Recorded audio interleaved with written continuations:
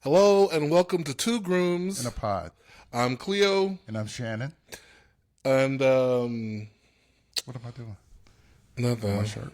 No, it's not your shirt. It's my shirt. Your shirt's fine. My titties is out. Uh, so what a way to start the podcast. So sweetie, you've been talking about getting a car, Yes. and we've been talking about getting a car for a while, and we are still carless. No, we have a car. We don't have to We have two cars, but We have cars. we are without a new car. Right. Is what I'm saying. Yeah. I'm always thrifty about my choice. Yeah. So I'm going to really research and scour and all that stuff. Due diligence, Yes. as it were. Yes. Yeah. So that's kind of where I am. I think I know. I've kind of narrowed it down to two options. Well, I think. you're kind of edging me with the car situation here. Like, Why? he sent me y'all a picture of an Audi, a beautiful Audi. Like, oh, what you think about this? I'm like, I love it, but you're not gonna get it. Don't be sending me this. I thought about it. The price wasn't out of my comfort zone. My main thing is the maintenance on it. That's what I'm scared about. But have you heard bad things about the maintenance on Audis? Have you heard? I haven't heard anything. No, but I've heard that, those cars along with like BMWs are a little higher maintenance than, say, the Jeep that I'm looking at. Another Jeep. Yes. And there's nothing wrong with Jeeps. We love Jeeps. Yeah. But now that I've seen the Audi, I've put that in your mind. you did. Well, I want us to go together to sit in it and see our comfort level. My comfort level is pretty high already, but I appreciate what you're saying, though. Yeah, we got to make sure it fits, because I have loved some Jeep Wranglers, and I think I have a Gladiator Yes. now. But there was some other Jeeps before that I test drove and was sick because they looked so good. But when I got in it, I was like, I can't drive this. It's much too, whatever the case, whatever it was. It was too much of that thing. Too tight, not enough leg room. Right. Whatever, because I have long legs. So it was just. So I understand falling in love with a car, but the car just doesn't fit right. So yeah, we definitely need to go get in it. But Yeah. I'm definitely rooting for team luxury car. Yeah, but I'm kind of trying to be smart about it too, even though, I know that we can afford it. Yeah. Do we need to go that Listen, luxurious? listen, Linda, listen. We only go around this life one time. Yeah, well, you know what we're trying to do. What, we're trying to run away from America because Trump is doing crazy shit? Right.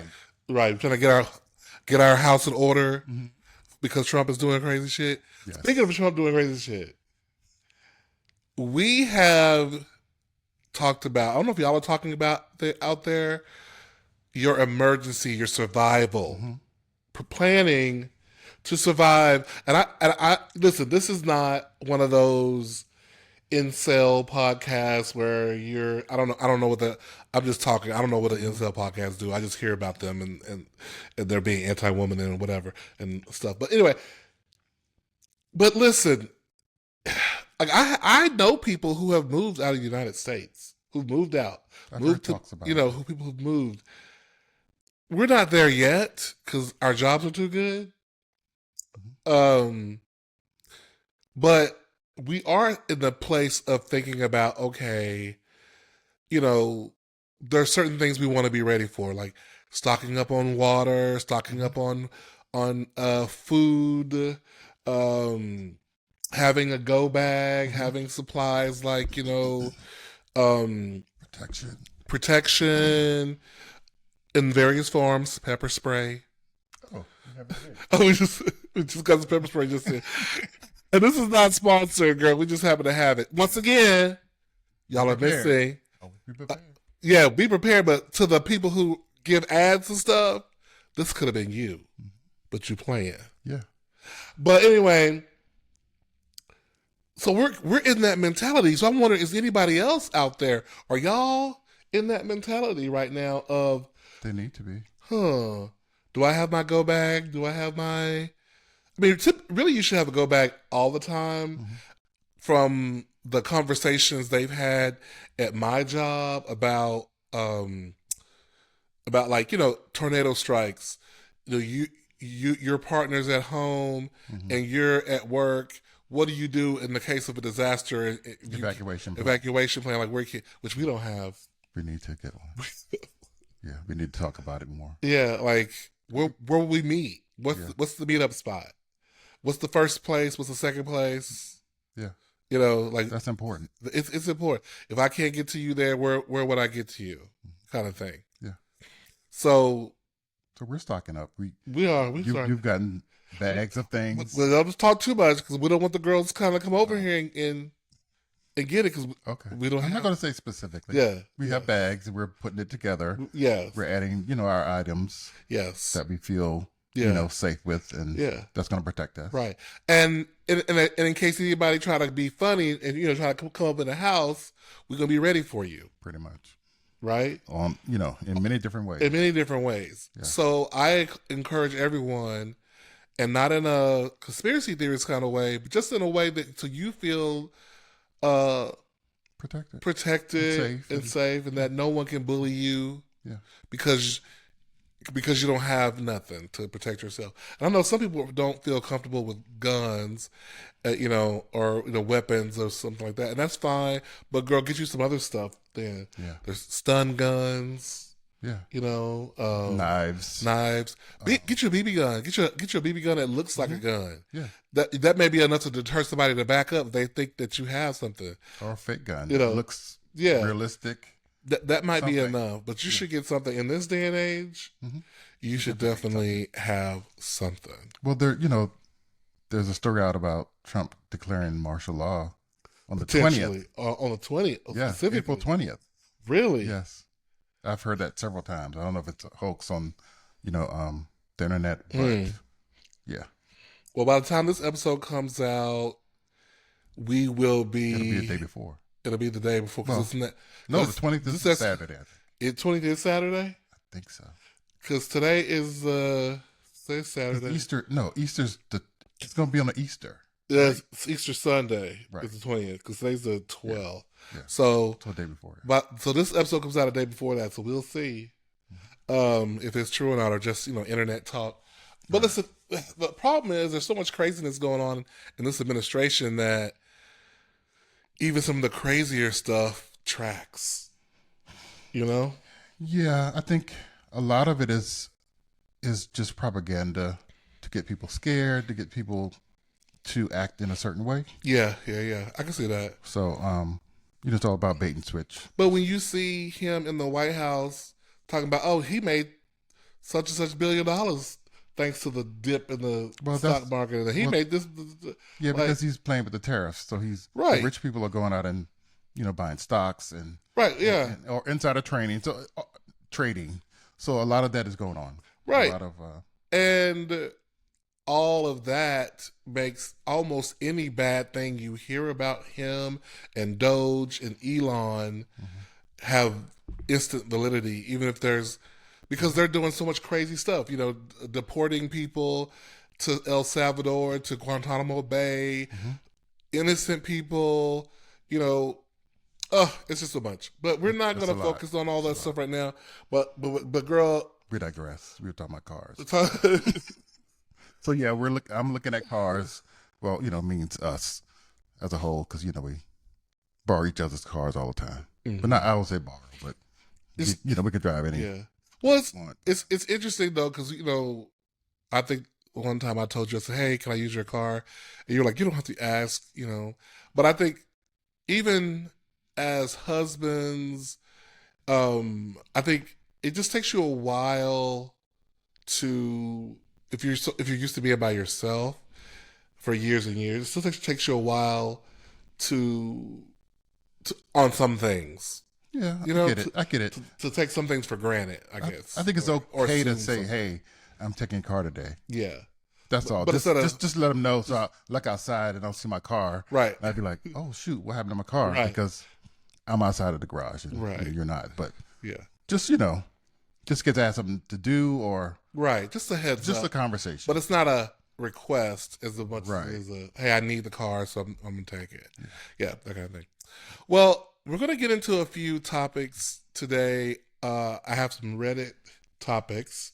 I've been talking about my friend's business lately, I think we need to talk about strangers. so we need to talk about some strangers' business before I lose all my Right, friendships. get into trouble. So let's look at some strangers in their business. So let me see if I Can you read can it? get into this. Yeah, I think I'm good. Now, I'm new to this, so I saved the things we're going to talk about, Mm-hmm. but now I just have to figure out Where you put it? how to get to my saves. Oh. And here it is. So let's start with this first one. Okay.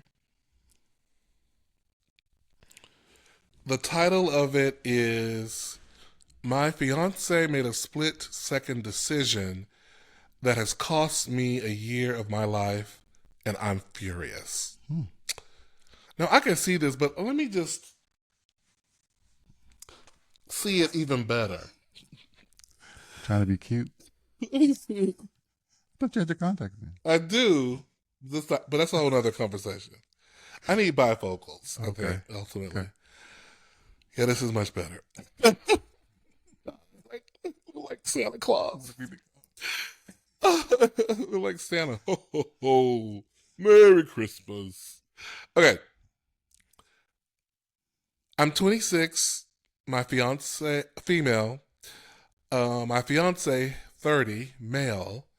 And his son, 5 years old, were out getting Chipotle on March 14th.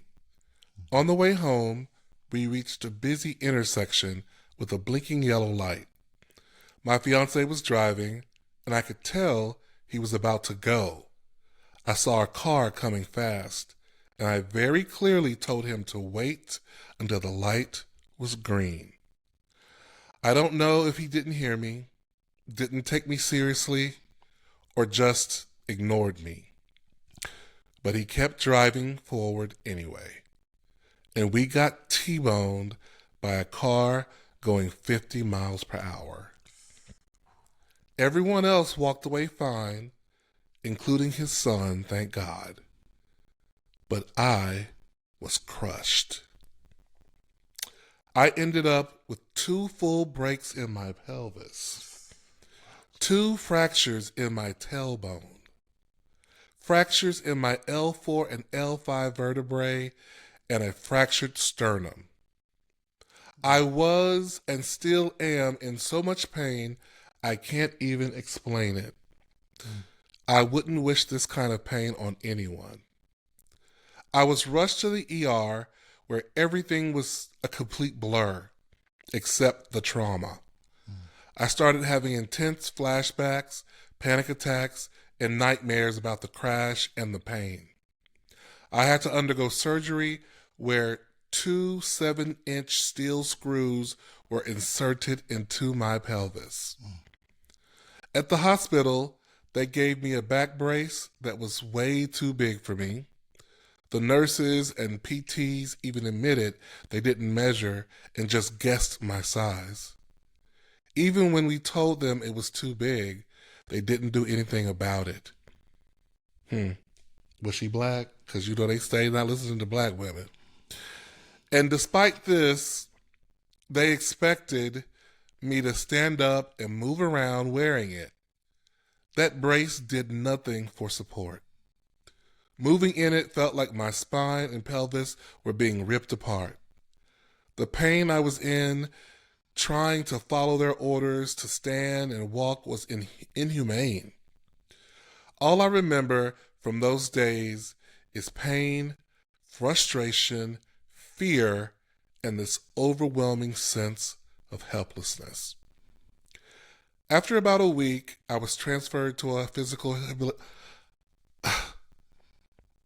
After about a week, I was transferred to a physical rehabilitation center. I didn't want to eat. I didn't want to bathe. I didn't want to move. I was so depressed and in so much pain that even thinking about shifting in bed made me cry. I had to depend on strangers for the most basic things. Going to the bathroom. For me, that is the worst. Like, that is one of my worst fears. Mm-hmm. Bathing. Even feeding myself. As someone who always has been independent, it was utterly humiliating and devastating. I'm home now, but my recovery is far from over. Doctors and physical therapists all told me the same thing. You have the second worst kind of break anyone can experience. You'll need at least a year to recover, if not longer. You can put weight on your right leg for 3 months. You can't put weight on your right leg for 3 months. No bending, no twisting, and even after the 3 months, it'll be a very slow process. And that's the part that's eating me alive. Because before this, I was finally getting my life together. I was working on my health. I was eating right, doing CrossFit regularly, getting stronger, and finally meeting people and socializing. I had just gone back to college. I was finally building structure into my life after being recently diagnosed with ADHD. And now, it's all on hold. I can't work out. I can't leave the house unless it's for a doctor's appointment. I can't do anything by myself, and it feels like I lost everything I was working so hard to build. And even though my fiance has been supportive through all of this and is helping take care of me, I'm so angry at him. I told him. I warned him. I said, don't go. Wait. And when I asked him why he kept going, he just said, I don't know. And that I don't know is now costing me an entire year of my life. Maybe more. And I'm the one who's paying for it every single day. So yeah, I just needed to get this off my chest. I feel trapped in my own body. I feel like I'm grieving the life I could have had this year. I feel angry, sad, helpless, and I'm just trying to make sense of it all. But mostly, I just want my life back. I know this is temporary. I know I'll eventually recover, but losing a year of my life, my sense of normalcy, and my sense of peace is really, really tough. If anyone has any advice on how I can work on this, or maybe even share their own experiences similar to this one, I'd greatly appreciate it. So, That's deep. very deep. Yeah. Um, I think it was just an accident. And I know those things happen. I don't think it was intentional. mm-hmm. You know, because a lot of times, even when you and I are driving, you know, I'll say something or you'll say something to me, Mm-hmm. and I'll be like, I know I can take it. I know I can get it. I know I can beat it or whatever. Mm-hmm. And then most of the time I err on the side of caution when someone else is in the car with me. I take more risk when I'm by myself. But Mm-hmm. I think it's just an accident, and I think she definitely needs counseling to get through this. I think she's going through, you know, all types of grief and pain and discomfort, and but yeah, definitely she needs individual counseling, couples counseling, so much. Yeah, I agree. They need all three. Yeah. Individual, couple, family. Yes. Because the boy, the young son, saw it happen. Some tragic stuff there, right? Right. Some traumatic stuff. So I don't know. If you don't talk to someone, it's not gonna work. I don't think so. Because you are going to be mad. She's gonna carry this for As long as she's with him, I think. Anytime her pelvis tweaks, she gonna think about that motherfucking day. Yeah, yeah. I think even if they're not together, she's still probably gonna be thinking about She it. gonna think about it every day. Yeah, and wonder Why what if or why she can't do this. She can't jog anymore. She can't do this anymore. To me, and this is, listen, I've always known I'm the kind of person who does not do real sick, real ill well. Yeah, I don't. I don't want to be bothered. I want to be left alone. I want to curl up in a ball to just wait for healing to come. I think it's rough for you even seeing someone else sick. It is. I don't want to see that. Because I had the outpatient thing, and he was feeling more than I was. He wanted out of there. He wanted out. But I was there. I think I told you just go to work. But did I? Better. No, because okay, all right. It was over so quick. Yeah, it was an outpatient thing, so it was really quicker than we had assumed. Yeah. But I was like, I think you need to go to work. I hate hotels. I hate hospitals, but who doesn't? Yeah. Who doesn't hate hospitals? But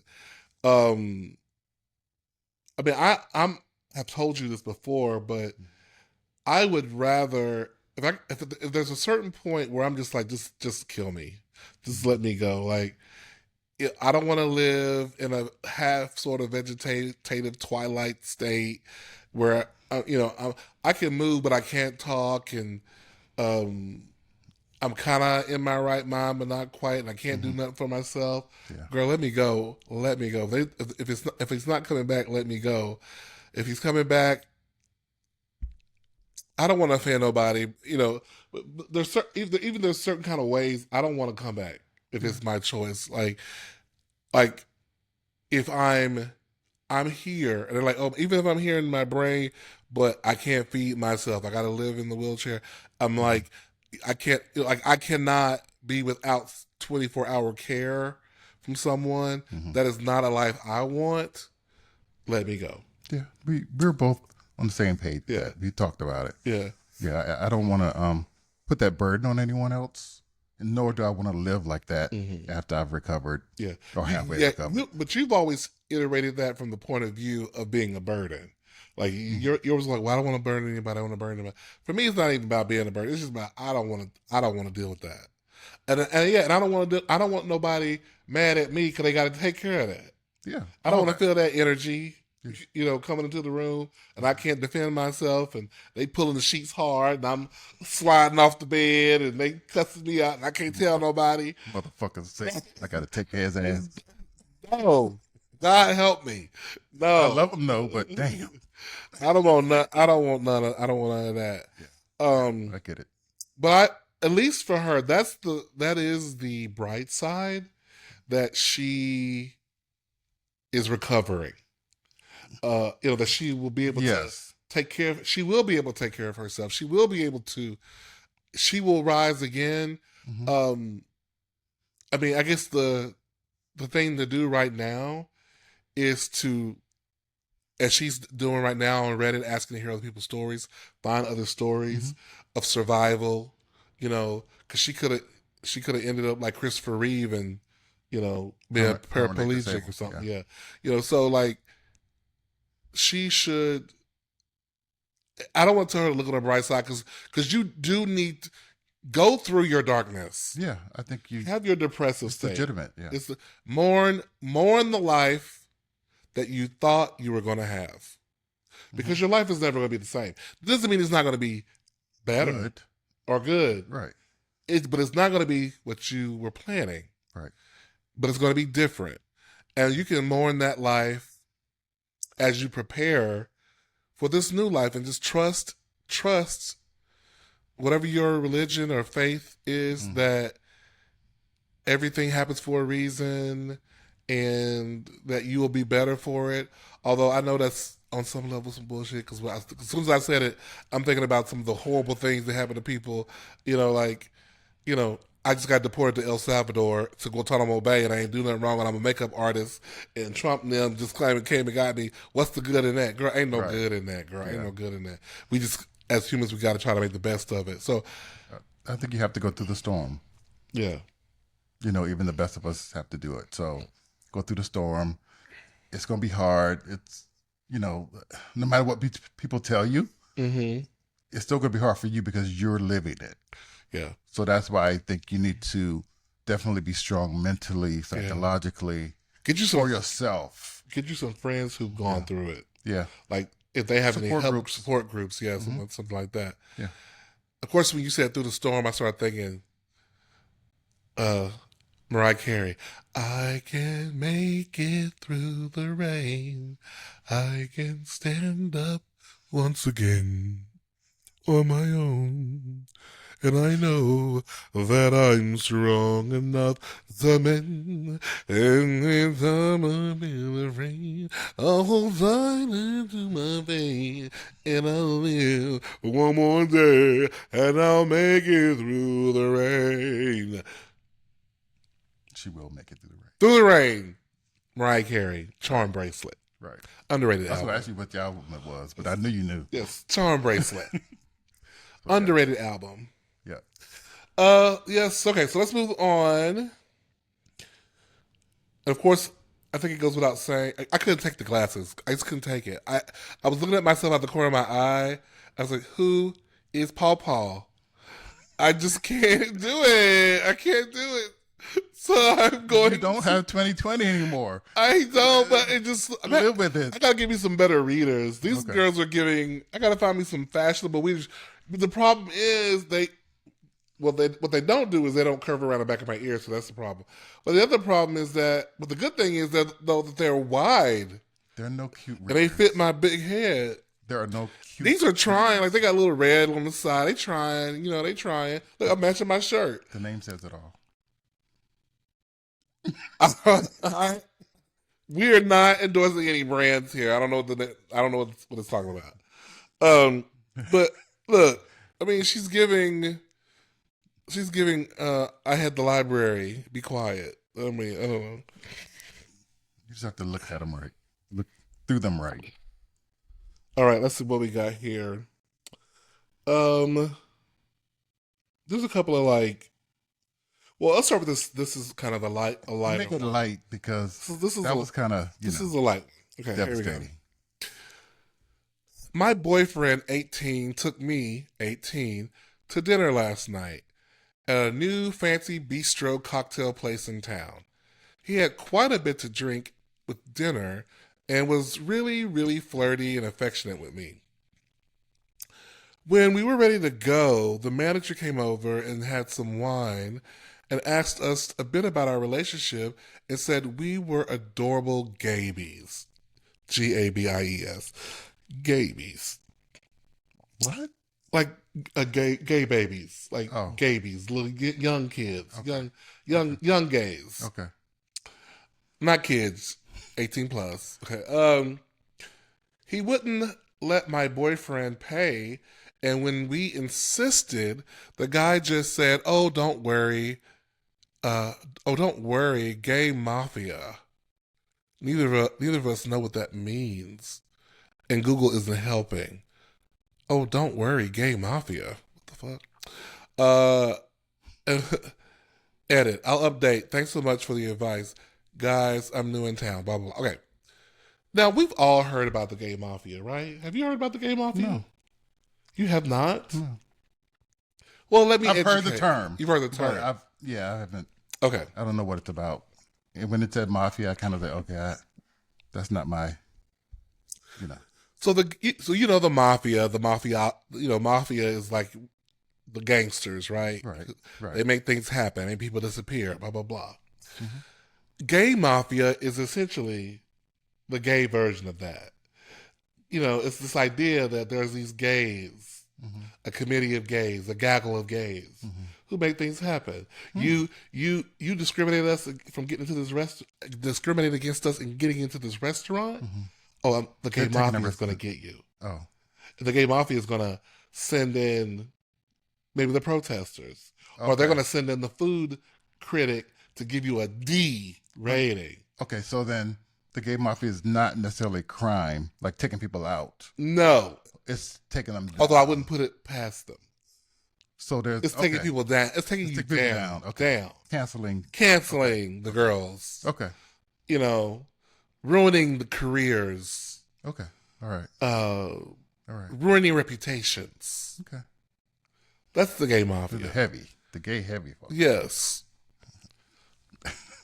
I have a lifetime membership. Oh, you're I'm a member of the gay. I'm not going to go there. So you're part of the gay mafia, huh? I'm a part of the gay mafia. Okay. I may get taken out just for saying that. Or should I say I'm an honorary member? It's been a while since I've attended a meeting. This is for entertainment. Don't take him seriously because he's just bullshit. If somebody's like, he's part of the gay mafia, oh my gosh, child. But yeah, I never really researched it. I didn't think it was a serious thing. Mm-hmm. So. Okay. So that story, what was his issue with it? He just said he was a young gay. He had never heard about that before. Okay. So okay. I think that's what his issue was. Okay. Okay, here we go. Another story. Okay. He swore I was the only one. Then I opened his phone. You ready for this? 7 weeks ago, I found out the guy I loved, spent 2 years and 5 months with, had been cheating on me with multiple people. I said that like with multiple people. With multiple people. Mm-hmm. Not one, not two, many. Mm-hmm. I discovered it by unlocking his phone. What I saw changed everything. He wasn't just talking, he was flirting, sexting, sending nudes, calling other guys daddy, and literally sending daddy messages to other men like he was begging for their attention. It shattered me because all this time he swore on his mother's health that I was the only one, and I believed him. First of all, why did he have to swear on the health? That's because you suspected him of something. Meanwhile, I gave him everything. My time, my loyalty, my love, my body. He was my first. Every weekend, every birthday, anniversary, and holiday. These sounds like lyrics to a Babyface song. I gave him everything. Yeah, it does sound like that. My time, my loyalty, my love, my body. Every weekend, every birthday, anniversary, and holiday. Okay, sorry. I was the one planning everything. Reaching out first after fights. Always being the emotional glue. And he couldn't even call me his boyfriend. Bitch, she's the problem. It sounds like you stayed with a man for 2.5 years, and he never called you his boyfriend. Done. Right. So you already knew. Girl, dumb. Dumb, girl. Okay. Finish the story. Let me finish the story. Finish the story. When I confronted him, he said, yeah, I lied. You weren't good enough for me. Gay gasp. Then he tried, and we're not laughing at this man, okay? But this is dramatic. Then he tried to flip it, said I was the bad guy for opening his phone, called it raping his privacy. Girl, claimed nothing physical happened, but the messages said enough. He later sent me voice notes trying to justify himself, saying I just needed to cool off and he'd wait. But this time, I didn't fold. I blocked him. I deleted everything. I walked away. Good for you, girl. Good for you, Glenn Coco. Good for you. And I've been hurting ever since. Oh, here we go. Some days I want closure. Some days I want him to feel everything I've felt and worse. Some days I hope karma hits him like a train. Most days I just want peace. All right, come on. What's that woman who wrote How Stella Got a Groove Back? Terry McMillan. Um, he used my love like it was disposable. And it still F's with me, with my head, to think he might be out there doing the same thing to someone else, maybe even getting away with it. But this time, he lost something real. And I hope to God he remembers that. He won't. Every effing day. Thanks for reading. Just need to finally say it out loud. And this is Zersky. He didn't really say how old he is. Yeah, I was going to ask you, do they have the ages? Do they have... Apparently they didn't live together. It's reading like he's in his early 20s or 18 or something. But, yeah, so what do we think about this? I think that he revealed some things that he didn't really go into, like I probably wanted him to. Mm-hmm. Like, you know, if the guy, I'll say, took him for granted. Mm-hmm. What was that one statement he said? Whenever they're in arguments, whatever, he never says he's sorry, or he just... Right, he never owns his part of it. Yeah, right. And he has to be the one that always goes to him to make it right. Yeah. So I think sometimes when we like someone more than they like us, we go and get into this routine of being comfortable with it, knowing that they're showing you signs that they're really not into you. Right, right. And that's what it sounds like here. That he was really into the guy. The guy probably was giving him signs that he really... Oh, he was. They know probably. She was giving him lots of signs. Right, and he's mad because he should kind of be mad at himself a little bit. Yeah. Because I'm quite sure if he looks back logically, the guy was pretty much telling him, hey, I'm not into you. I'm not... Well, he was probably also breadcrumbing him a little bit. And we know what breadcrumbing is. That's when I reject you, but then I pull you back. Yeah. Right? I give you just a little bit to keep you on the hook. The hopes up. Right. You know? Yeah. He's not that bad. See, he did do that nice thing for me. You know, he came in too late, but he did give me a massage. You know, like, yeah. Right. There was probably a lot of that. But, girl. And it sounds like they're young, too, so. They are young. You know, he'll get over it, but. And the fact that he said, you weren't good enough for me. Ooh. Yeah, I think the guy was probably telling him those same things in his actions, just not verbally. Right. But once he heard it, he finally heard probably how he was being treated. But he didn't put two and two together. I don't think he's maybe still learning himself or whatever. But, you know, and I just think it's not hard to realize when people just aren't that into you. But 2 years, 2.5, we've all suffered fools. We've all loved people who didn't maybe love us in return equally. But girl, where's your pride? Girl, where's your pride? 2 years? I get over it. No, ma'am.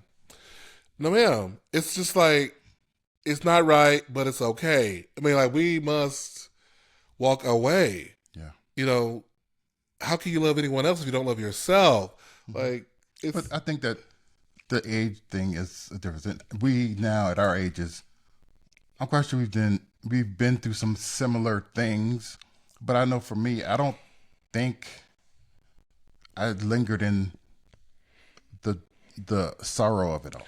You know what I mean? No, I think there's only a couple times I chased someone who was rejecting me, or it wasn't even outright rejection. It was just they didn't. I maybe wanted a full boyfriend. They was like, no, I can't do that, but I can give you dates and da da da da. And I was like still trying to get more out of it.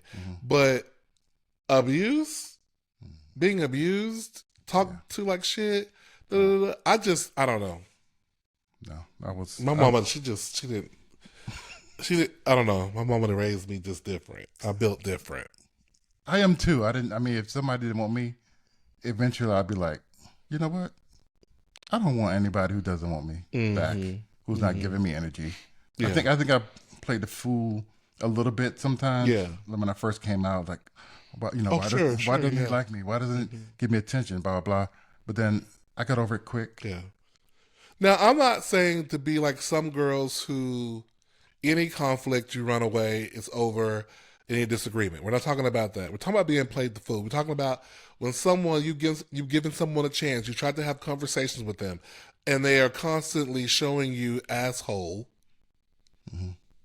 Hands up. Yeah. Hands off. Yeah. That to me, you're listening to what you want to listen to. You know, so yeah. And we do that, but when we do that too, we cannot blame anyone, Right? but ourselves. I mean, I never carried on that like, oh, he's awful for years and years, and it's such a tragedy. I'm like, okay, he didn't want me. Right. Let me move on. He was a cheat. Okay. Right. You know, that's it. I was never going to make him not cheat or be a cheater or do his things Facts. Yeah. with other people or whatever. So, And the thing is, probably this guy, there was something about you who was being cheated on that this guy did like. Maybe that was because you paid some bills for him. Maybe you gave him a place to lay his head. Maybe you just made him feel good about himself. You know, you were maybe giving him confidence. You were getting something that he stayed with you for this long. Right. So I want you to also evaluate just your part in it. Yeah, how you show up in a relationship. How you showed up, because you're listening to this list of things. He been doing this, he did this. This is all before you crack the phone open. Why did none of that stuff make you leave him? Right. Why did it take cheating? It didn't take disrespect kept you there. Right.